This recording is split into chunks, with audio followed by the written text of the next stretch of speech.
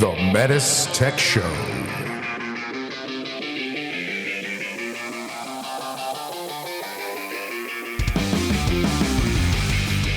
Welcome to the METUS Tech Show, a show for HVAC professionals by HVAC professionals. The METUS Tech Show.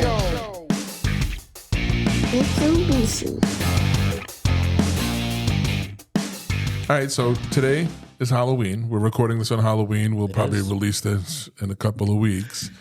But I want to ask you guys, it's Halloween, so it's candy. So what kind of candy, Bryn, what kind of candy you giving out? Are you giving out candy, or are you going to be one of those, jerk faces? So, no. First of all, who gets trick-or-treaters? Do all of you guys get trick-or-treaters? Because I don't. I get hundreds. I get very, very little.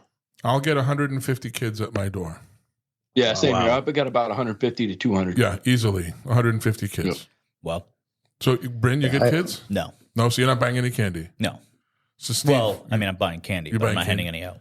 What are you gonna? Well, if you were gonna hand out candy, what would you get? So you got to go with like the classic chocolate candies, but then I'm a huge gummy fan. I love gummies, which is why I'm bummed you asked me to go first, because I know I'm going to get crap.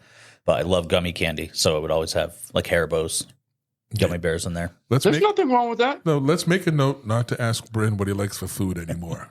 Because he doesn't like eggs. I knew it was going to happen. At least right off the bat, we can serve them for the end. Last. So, Steve, are you giving out candy?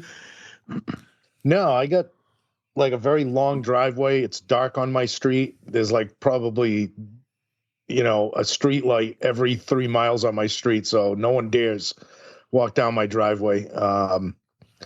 And usually we're not home to see him anyway. We would be out when the kids were younger. They would be out trick-or-treating in other neighborhoods where we could really stockpile candy. And this is what I can't understand is I feel like back in the day when I was, 7, 8 years old and trick-or-treating, I felt like we used to fill pillowcases and bags filled. I mean, I had so much candy. Now I take my kids out, and maybe just because I'm older, I don't know if it's just me, but they don't work as hard as we used to as kids finding candy. Lazy little pains in the neck. Well, look, come on. Let's think about this, right? I mean, back in the day, to go to the grocery store and get a candy, your parents going to give you a candy bar? No.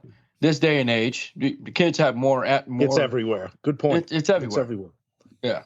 Yeah, let's talk about the best. First, let's talk about the best candy, and then we'll talk about the worst candy you can get in your bag. The best is candy corn. No, that's disgusting. Best candy you were going to talk bag. on this one. Yeah. No. The worst thing that I'm sorry, but I love raisins, but that's the worst thing you can get in there. Nobody wants raisins. We want something that has to have chocolate or a lot more sugar, real, not just natural. But my favorite candies, if I was going to buy them, I'll buy myself. I like mallow cups, little like the Reese's, but they got marshmallow in there. I like Chunkies, because that's where if you want raisins, put them inside a Chunky. Those are all the candies that collect dust at the convenience those stores. are the ones I like. Yeah. Those are the ones I like. How about Milk Duds? I love Milk Duds. Almond Joys and Mounds. Sometimes you feel like I can't do Almond Joy. I'm not a big coconut person. No, see, I don't like coconut either. I like love those. Almond Joy. Yeah, I do too.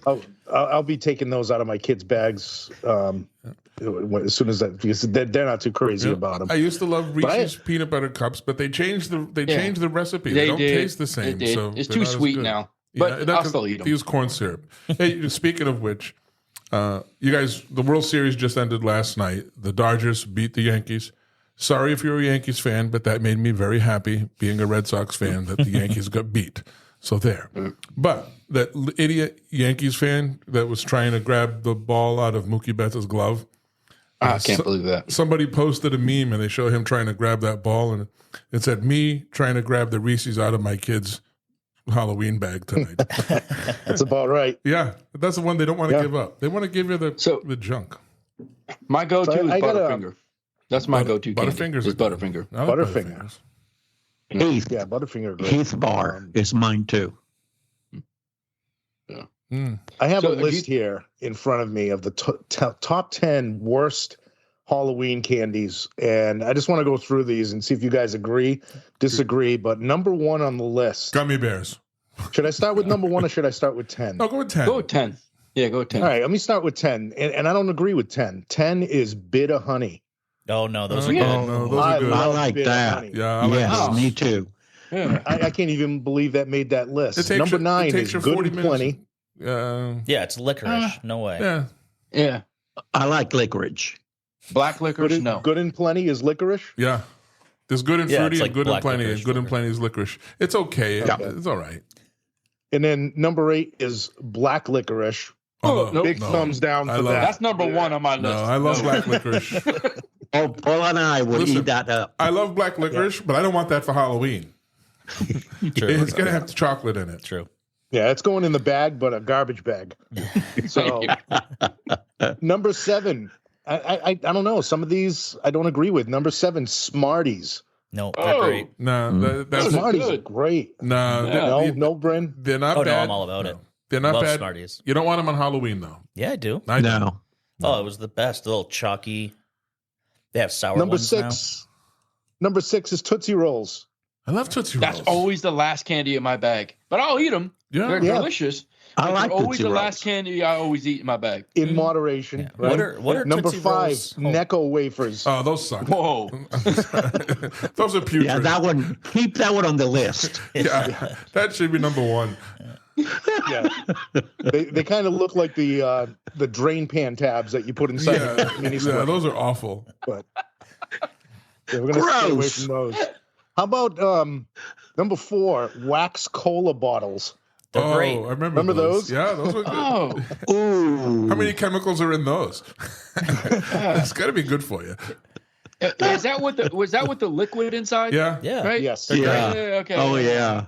they're Yeah. toxic. And you kind of Oh, that was awful. So that's chew how, on the wax and then spit it Yeah. out somewhere. that's how they used to get rid of toxic waste. No. Hold on. So the way you actually eat those, I saw a video on this. You bite the top off, and then you And you- pierce the bottom with your thumbnail, and now you can drink it. It's like shotgunning a beer, but it's Oh, with the nickel shotgun. in it. Yeah, Yeah. sugar. Yeah, I used to always just chew it. I don't want those in my. I don't want those in my Halloween bag. No. Okay, no. Number 3, and really, if you can't see these, we can only talk about them. But I didn't know they were called this. But peanut butter kisses. What? They're in these wax wrappers that are black and orange colors of Halloween, and they're just like they look like about the size of a piece of like gum, like chewing gum. But I've seen them before, and I think they're pretty terrible. I've never heard of them. No. But anyway, Yeah. let's move on to number 2, circus peanuts. Oh, those things are awful. Those are disgusting.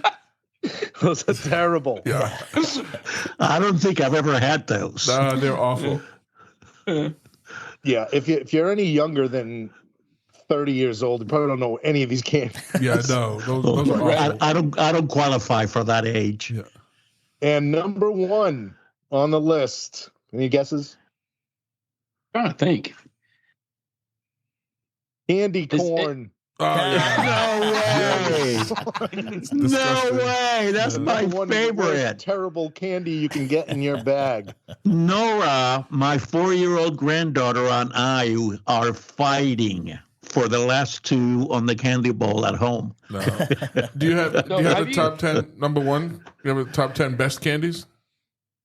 I don't, but Way I'll to tell be- you, way I'm to be surprised the prepared. popcorn ball didn't make this list. I was going to Oh, say, that's I awful. hated getting the popcorn. Anybody ever get a ball. popcorn That's- ball? Yes. No, Oh that's yeah, yeah. That's homemade. the thing you give your parents if they want. Come on, what's in your bag? You give them that. Yeah. Until they What- choke. With my kids, what I'll do is we'll go trick or treating, and like you guys, you pick out the favorite candy, and like they'll hand me like their worst candy. So the last 2 Halloweens, I call it dad tax. So dad tax is I grab their bag and I pick out any like 10 candies, any candy I want, and that's dad tax. I say it all every year. So now they look for it, say, oh, dad tax. All right, dad, here you go. So I pick my candy and give the candy back to my kids. That's how Yeah, I do fair it. enough. So my kid doesn't eat candy, so his mom will buy the candy off of him after trick or treating. So that's how it works. Oh. He lays it all out Nice. for her, and she picks out what she wants and gives him money for it. Interesting. Also, Smart. I just take it. yeah, what do Tootsie Rolls? What are they flavored like? They just taste like Chocolate. brown. They're- Tootsie Rolls are chocolate? It's an acquired taste. I like Tootsie Rolls. I do too. They taste all right, but it's barely chocolate. I don't think it's made out of chocolate. Oh, I don't probably think so not. either. No. No. So you know what you can get this year. I just did a quick search. Popular SpongeBob SquarePants giant Krabby Patties gummy candy, Bryn. So That sounds there you delicious. go. But I like this. You know, when I was single, I moved into my house when I was single for the first year before my wife tricked me. You had to do laundry for the first time? Yeah, I'd go to BJ's and I'd get the big giant boxes of full size candy bars. Mm-hmm. So I'd give out full size Kit Kats, full size Hershey bars, full size. That's what my cousin does. M&M. Yeah. Those are the best houses. Yeah, and that was great. Back when they were affordable. Yeah, back when they were affordable. Now you got to take out a home equity loan. Did you guys, when you were of that age and you went out trick-or-treating, did you keep track of the homes that gave out the good candy? Absolutely. Oh, yeah. Oh, For yeah. the next year, I knew what houses to hit. You'd go Exactly. there first. You'd go there first, and then you'd go Yeah. home, change costumes, and go there again. I'm sorry, is that just Yeah, me? I had a dentist in my neighborhood that gave out toothbrush, toothpaste, tooth floss, a little package. So funny. I think that everybody's the same had one Yeah. in their Yeah, neighborhood. so Yeah. funny.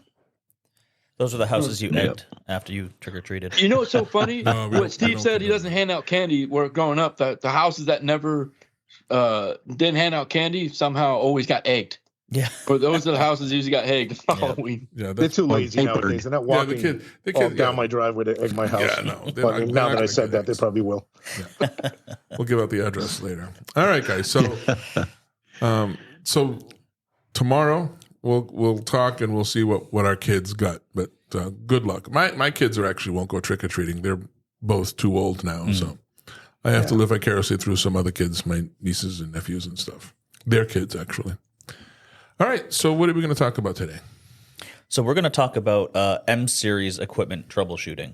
So we're going to save P-Series for a future podcast. We'll talk about all the error codes. But what I wanted to cover today is with true M-Series equipment, so our wall mounts, our floor mounts, and our one-way cassettes, how we navigate troubleshooting, whether it's using the service manual, kind of some of the nuances that go into using the controller for diagnostics. So what I wanted to get into is when you go into the service manual of an M-Series piece of equipment, you're going to have two different tables for troubleshooting. One is called your failure mode recall table, and the other one is your troubleshooting table. And so there's a difference between the two, right? And sometimes they don't even match up perfectly. They're going to be two completely separate tables. And so it can be confusing for a contractor. Which table am I supposed to be looking at? So, Scott, what's the difference between that failure mode recall and then the active troubleshooting table? All right. So for a failure mode recall table, the best way I like to explain this is when you go to a customer's home and there's not a flash code, say on a wall mount, right? So, and rather than coming back to tell the homeowner, say, all right, call me back when you see the fault code again, what they can do is use the handheld remote, hit a series of 3 different buttons, and there's a process to this. And then that goes into what we call a failure recall. Now, from there, depending on the beeping and the flashing, that will tell you what direction you need to look at, either the indoor unit or the outdoor unit. Right. And then you would have to go to the failure mode recall chart or table. The reason why I'm saying that, because if you look in you're going to be looking in the service manual, right, to the unit that you're servicing, indoor or outdoor. It's depending if you're working on the indoor unit, you go to the indoor service manual. The reason this is the big thing component to this, because a lot of, if you think about an active fault code, right? When you go to the room, it is an active fault code. They go in the service manual. You look in the chart. The first chart you see is not an active fault code chart. It's actually the failure mode recall chart. Now, to your and you mentioned it earlier. So let's go back to you, Bryn, because you said if it's a one-time flash on a failure mode recall pointing to the indoor unit, what is that referencing? Yeah. So if we have a one-time flash, right? You walk up to the unit, it's an active error code. A one-time flash is going to indicate that the outdoor unit is in overcurrent protection. But if we go into failure mode recall using the controller, that one-time flash indicates a communication error. So those two tables are going to show a one-time flash really differently. So the first things I think we should kind of get into is how do we even get to failure mode recall in the controller, right? So Scott makes a great point. The most common time that I ever use this when I was in a van is you get the service call, you show up to the house, the homeowner said, yeah, I turned it on the other day. When I came back to the unit, it was flashing, so I just powered it down, turned it back on. Now it seems to be working. I don't know what's going on. It's for those intermittent calls, like you said. So if I show up and I have an active fault, that's great. Don't touch anything. Look at the flashing lights. Look at the flashing lights at the indoor unit. Look at the outdoor unit and see what you have. And to Scott's point, go to the proper chart, the right chart. Right. Make sure it doesn't say failure mode recall. It just says fault chart. That's important. But you're right. We all get those calls that are working fine when you get there. Yeah. So that's when we use the failure mode recall. So let's talk about how we get to the failure mode recall. Yeah. So if we want to look at the last error code on that unit, it's not an active error code. The unit is powered on. There are no flash codes showing, but we want to see what that last error code is. We want to hold the operation select button, which is our mode button. We want to push the temperature up button. We want to hold those at the same time. And then we want to pull the cover for that controller all the way down, and you'll see a little reset button. And sometimes with older controllers, it's a recessed button, so you might have to stick something in there to push that reset button. Like a pencil. Yeah. Yep. Like a pencil, yep. Yeah, so once you push that reset button, you let go, but you keep your other two fingers on the mode and the temp up button. And eventually your screen on that controller is going to light up. All the LCDs icons on that screen are going to light up. And once we get to that point of that screen, we just push the power on to our controller, and our indoor unit is going to start indicating that flash code. Now, the big thing is differentiating, am I looking at an outdoor unit error or an indoor unit error? And with an outdoor unit error, when we look at that flashing light, it will stay green. That light will come on for 3 seconds, and then it's going to go into its flash code. And that flash code will also beep at the same time. So you'll get, let's say it's a 3 times flash. It's going to flash 3 times, and it's going to beep. All right. So now it's time for my story. You know what, Steve? Let's find some music that when I get into start telling stories, we can play some music. So I'm talking about one of my very first service calls on a Mitsubishi piece of equipment. This is decades ago. Back then, there was only one distributor. There was no internet. There was nothing. And that one distributor gave me a bunch of books I threw in the milk crate. And that's what I had. And I remember this phrase. So the manuals that we had when they first came out used to have what I'm going to call a Jinglish. It was translated to English, but not very well. And I'll remember this phrase, and it said, look at light before it was flashing 3 times. And I could never figure it out. Fast forward a couple of decades, I come to work here, and I'm setting up the class. You know, I just started. I've been here a couple of weeks. I'm setting up the classroom. I'm trying to go through the materials. And then I'm looking at the failure mode recall, which we covered in class, and I'm thinking to myself, look at light before it was flashing 3 times, and it hit me. Is it doing what you said? Is it off, or is it flashing and beeping? And that tells you whether the fault is indoor or outdoor. So that's how smart I am. It took me 20 decades to figure out, 2 decades at least to figure out what that meant, almost 3. Yeah. It was, now it's pretty clear.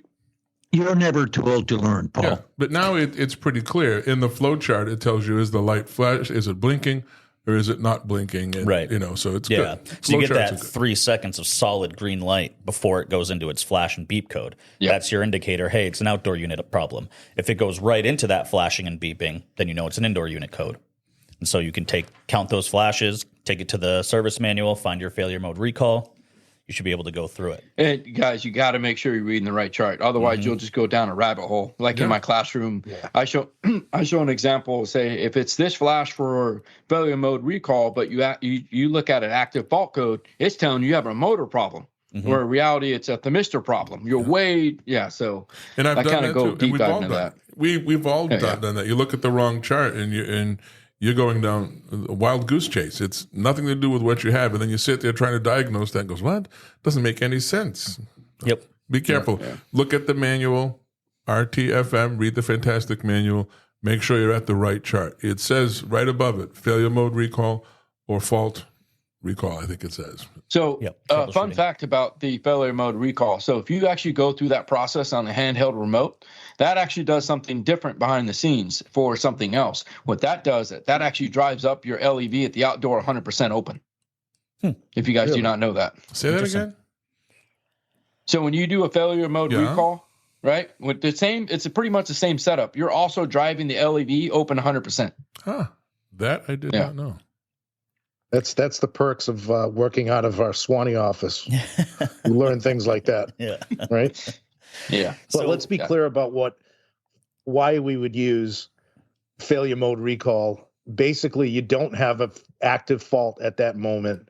Correct. You want to find out some history on the unit, and that was a perfect example of whoever mentioned it before, that the customer figures out that they can shut the disconnect off and get another week or two out of their unit before it goes off on communication fault again because of a pump or something like that. But you show up as a service tech and you're trying to diagnose something that isn't happening at that moment. What's the next best thing? Finding out what the last error code was, Right. right? And that's failure mode recall. So I have if you show up and that error is already on that unit, you're looking in the active right. fault code chart. But I got a question for you. It tells you, a failure mode recall tells you the last fault, but it doesn't tell you when it happened, and it doesn't tell you if it's been fixed.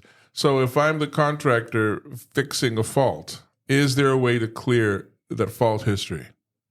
No, it's always going to save that last error. You can't clear It's always that going to out. give you the last error. However, typically, like from when I was in a van, the first thing I do if I go to a job site and the homeowner says, yeah, it went off at some point, so I did a power cycle, whatever, then I might do it. If they're just complaining of a general issue, doesn't seem to be cooling well, I'm going to do some operation first, right? I'm going to let it run for a little bit, and if I start to notice, okay, I'm not getting a good temperature split or my outdoor unit hasn't come on yet, then that's maybe when I'll use that failure mode recall, right? You still want to do your basics of the diagnostics, but if you're not really sure, nothing's really sticking out to you, it might be helpful to say, okay, let me see what the last error code was, see if it's been resolved. Because if it is a flash code for a thermistor, how hard is it to just ohm it out really quick and be like, oh, it must have been replaced. Exactly. Old error code. A good point. And then the other thing I do want to cover, just because they are different charts, different things we want to look at, is the difference between the two. So how do you know when you walk up to a unit if it's in failure mode recall and the code you're looking at is failure mode recall, or if it's an active fault? It's the beeps, right? So if while that unit is flashing Beep, beep. and it's making an audible beep, you're in failure mode recall, use that chart. If it's a silent flashing, that's an active error. We need to deal with that troubleshooting chart. Right. Nice. Let's back And up. that's going to be any M series with a handheld remote. Yep. Right. Correct.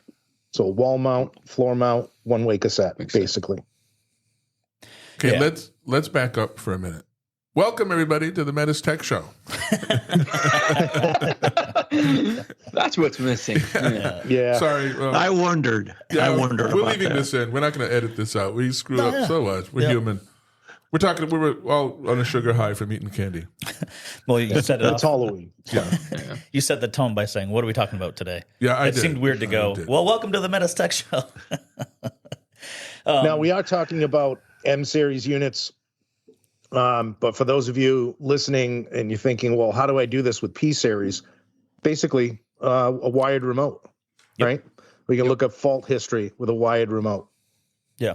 Now remember, with the wire or SDW controller, it can be wired to an M series, true M series unit, wall mounts, floor mount, one-way cassette, and they It's a will give you CN105 fault- connection. and they will give you that error history on that. Those are nice, and it'll tell you what the exact fault code is: thermistor problem, communication problem, motor problem, etc. Yes. The only thing I will caution about that, though, is your SDW controller, when hooked to an M series piece of equipment, will show a P series error code. So Yes. that's where it can get confusing. If you look at your SDW controller and you have an E6 communication error, How do you look that up in an M series manual, right? That's when it can kind of get tough. It'll give you some plain English of this is what the error is, which is great, gives you a starting point, but you might still want to go into your failure mode recall so you can get your flash code, because then we can bring that to our service manual and start doing the diagnostics through that manual. We've had some contractors in class where, we have an SDW on a wall mount and they see the error code come in. And so now they're looking through the M series manual for an E6. Well, it's not in there, right? That's a P series error code. So we want to look up that flash code so we can do our diagnostics from there. And then when you actually get to that troubleshooting flowchart, it's a little bit different. Check table. It's a little bit different than some of our other manuals, right? Like the Smart Multi gives you that 4-digit error code.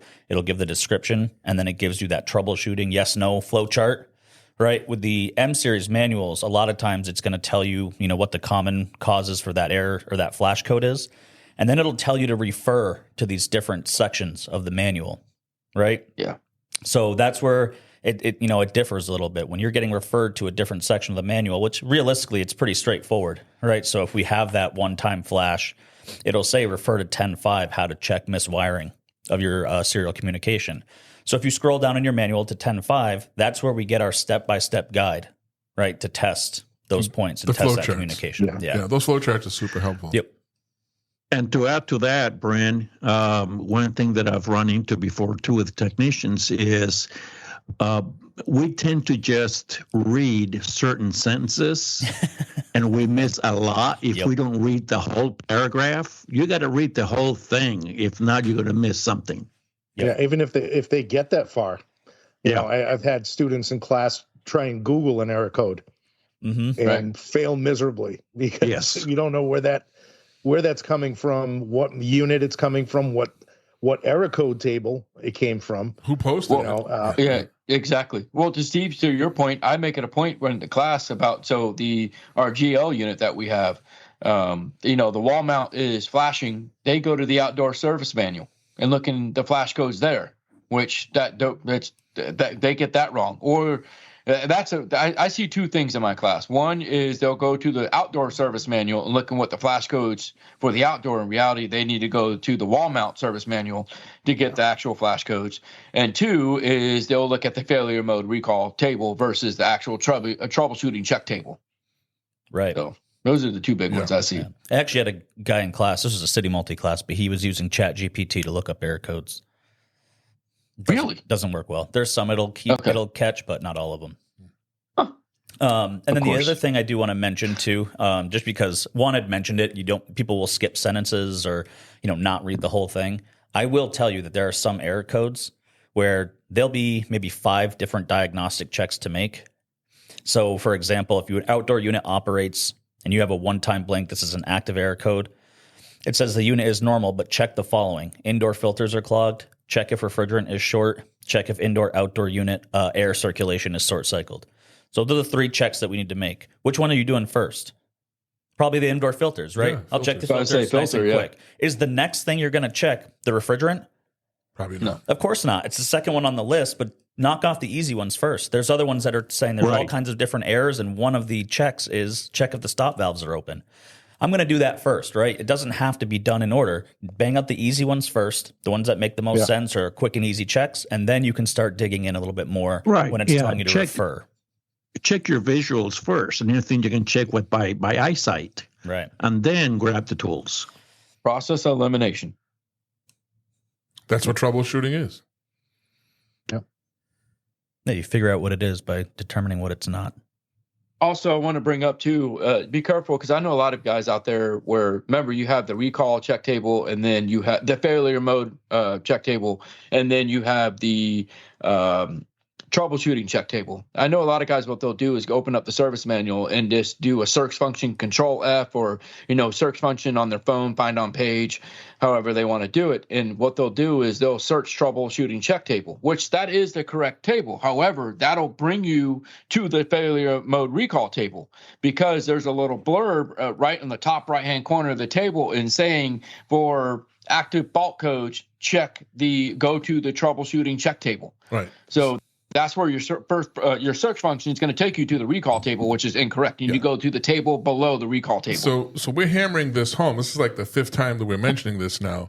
But at the top of the failure mode recall table is exactly what it says. Table of outdoor unit failure mode recall function. To the right of that, it says, note, blinking pattern of this mode differ from ones of troubleshooting check table. So this is about us reading the full sentences and reading the full page before we move on. The troubleshooting table says troubleshooting check table. That's what you use for active faults that are happening right there when you show up. If you don't have any faults, you follow the instructions to put it in the failure mode recall, and you look for the one that says table of outdoor unit failure mode recall or indoor unit failure mode recall, whatever. Make sure at the right table because it will steer you down the wrong path. Yeah. The other thing, and remember, this is just for true M-series units, wall mounts, Correct. floor mounts, and one-way cassette. Correct. Anything that comes with a remote controller, a handheld remote controller. Correct. Wireless. Yeah. The other thing people will do, Scott, is they'll search 3-time flash, and it brings them right to the failure mode recall because it's the first time that comes up. Yep. So then they're like, all right, great, I'm already in my chart. I did my quick search, brought me right to the chart. Well, that's your failure mode recall. So if it's an active error, you got to scroll down. Yeah. And they're already going down a rabbit hole. Yep. You know what we should call this episode? All the things that we did wrong and learned that we don't want you to do wrong. Yeah. Because I can't tell you how many times I've done it. Everything that we've talked about in the van, I've done all of that. I've looked at the wrong table, everything. I've done it all. Yeah. I mean, I think ultimately, at least for myself and in our area, we have a lot of residential installs that maybe the entire job is M-series, right? They might have a smart multi, but it's wall mounts and floor mounts and those one-way cassettes for the whole house. So, we have a lot of contractors up here who, when it comes to the residential, it's a lot of M-series indoor units. And, in class, we talk a lot about, troubleshooting and all the things we can do with our controllers as far as diagnostics go. But with those wired controllers, that really only gets us on P and S series indoor units. These M series can be kind of a mystery when it comes to troubleshooting, but in reality, that's a lot of what our residential guys are working on. So this is just giving you that starting point of you do have an option of looking at the last error code by using that controller and how to differentiate between an active code and that the failure mode recall. All right, beautiful. Did we miss anything? Is there anything else we need? I don't think so. Other than that, just take your time. All right. Before we move on, I just want to mention, unrelated to this, we have a YouTube page. It's the METUS Tech Show YouTube page, but we just rebranded it. We changed the name of it. It's called the METUS Training Network. And in addition to all our podcasts, we'll throw them up there. I think there's 80-something episodes now we're up to. There's also Dana's Domain, which... what's Dana's last name? I can't think of Dana's. Dana Fisher. I'm sorry. I drew a blank. Sorry, Dana. There's Dana Fisher, Dana's Domain. He talks about anything IRA and government things and rebates and stuff like that. We have a new show that we just launched called the METUS Comfort Zone. I think there's 3 or 4 episodes of that. It's a 5-10 minute show, and it's everything comfort. We got some step-by-step videos, how to take the A coils, how to transition those to left and downflow and so on. And the TechLink videos that you guys did. Yep. We have some, and we're going to be adding more to that. So there's more stuff to come. So check out the METUS Training Network on YouTube. Subscribe, and let us know what you think. Keep sending us those emails. We have fan mail texts that we've gotten, and we've got some emails. When we build up enough of those, we'll do another episode and just answer fan mail. Give us those technical questions. We'll love to dig into them and help you out. Hopefully, the last one we did helped out at least the person who sent us the email, but hopefully a lot more people than that. Yeah. Right. Yeah. So that's it, right? Well, there's one more thing. I found a list of the top 50 Halloween candies, but I'm going to give you the top 10. Oh, Okay. You stole my thunder. I got a top 10. All right. Well, let's see how we compare because You guys should compare, see what happens. Because I'm going to tell I you. like Steve better, though. I don't care. I'm going to tell you 10 and 9 I hate for Halloween. 10 is Twizzlers. I like Twizzlers, but I don't want that in my Halloween bag. All right, Steve, what's your 10? Wah, wah. My number 10 is Butterfinger. Oh, Yes. Butterfingers. Oh. My number 9 is Skittles. I hate Skittles. Don't like them. I got Hershey's miniatures for number 9. I love those. Really? Yeah, Michelle gets those here in the office. I probably eat 6 candy bars a day when all is said and done. I'm the only one that eats the dark ones, though. Yeah, I don't mind those. Oh, Steve, this is going to contradict our worst one. My number 8 is candy corn. I hate that candy. Wow. My number 8 is Hershey Kisses, the classic. I love Hershey's Kisses. Oh, yeah. Yeah. Well, now they got the ones with the almonds in them and swirls and all this other stuff. So the Hershey Kisses have come a long way. Here's another number 7 is candy corn for me. Okay. So what's your number 7? Tootsie Rolls. Which are on the worst list. I know. Yeah. Right. So it just depends, My number 6, hot tamales. No, those are disgusting. Ooh, yeah, you can keep them. Those are disgusting. Yeah, my number 6 is Reese's Take 5, and I agree. I don't like those at all either. These are the top 10 best. Take 5 is awesome. Oh no, I don't like those. My number 5 should not be in a Halloween bag. Starburst. What? That's my number 5. Yeah. Starburst. Really? Parody, finally. Fantastic. Are you kidding me? I know. Oh, That's No, I've always remember having Starburst in my Halloween bag. I'm sorry, Halloween needs chocolate. When I was a kid, they had sour Starburst. They were so good. Yeah, no, I like Starburst, but they need the Halloween kit. I don't want it in my bag. Number 4, Steve Butterfinger. Okay. Yeah. My number 4 is Skittles. Oh, okay. Flip flop. I think I like Steve's list better. Number 3, Kit Kat. Love Kit Kats. Give me a break. I do too. Kit Kats are great. Yeah. Yeah. My number 3 is Sour Patch Kids. Bryn's going to love them. Yeah. I love Steve's that. got my list. Yeah. Steve's got my I list. love them. Those are awful. Look at Paul's like, no. Yeah. Number 2 is Twix. Yep, that's a good one. Ooh. I can do Left I can, or right? Yeah. Yeah. What's your number 2? Both.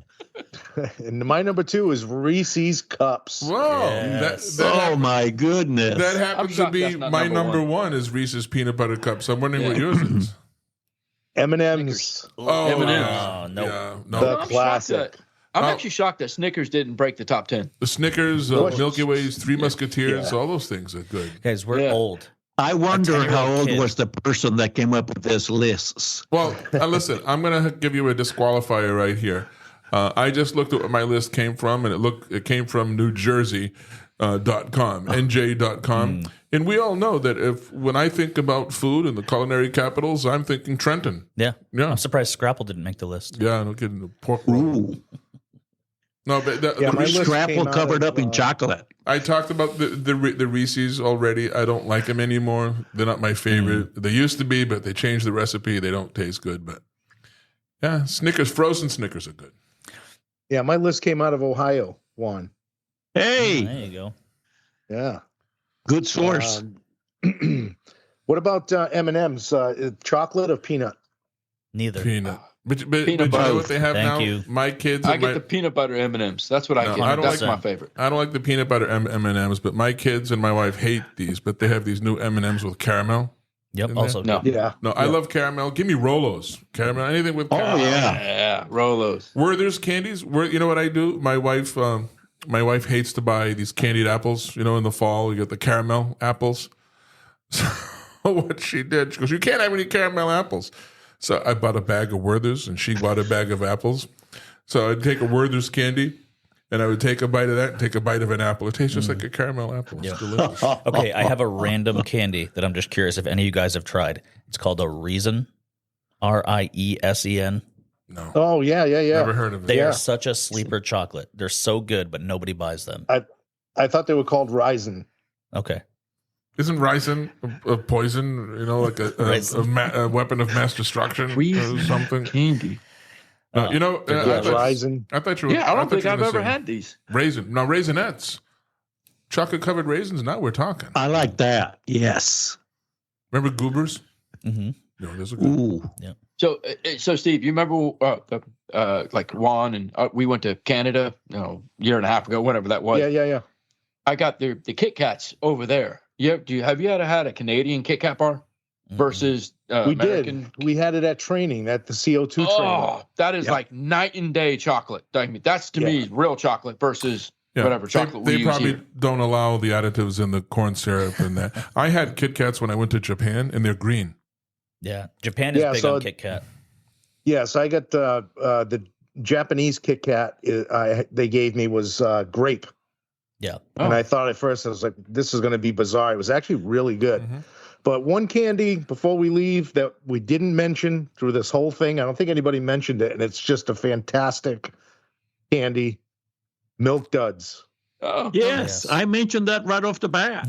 No, you didn't. Yeah, we covered it. I He did. Just saying. We may not have been recording, but I mentioned You're it. so used to tuning him out, you didn't hear him. One suggestion, though, if you have false teeth, don't eat them. Yeah. Oh, good point. They'll either hold them in or they'll fall out. Or they'll put you out. Steve, what about Reese's peanut butter cups? Have you tried those? Or did we talk about those? Reese's peanut butter cups? Reese's peanut. What? Huh? What? He's trying to be funny. He's trying to be funny and he failed. Thanks, Steve. You got it. You caught up. Now do the wah, wah, wah. That's what you need now. I was like, what? All right, guys. That's it. This was a Well, happy Halloween. Happy Yes, Halloween. happy Halloween.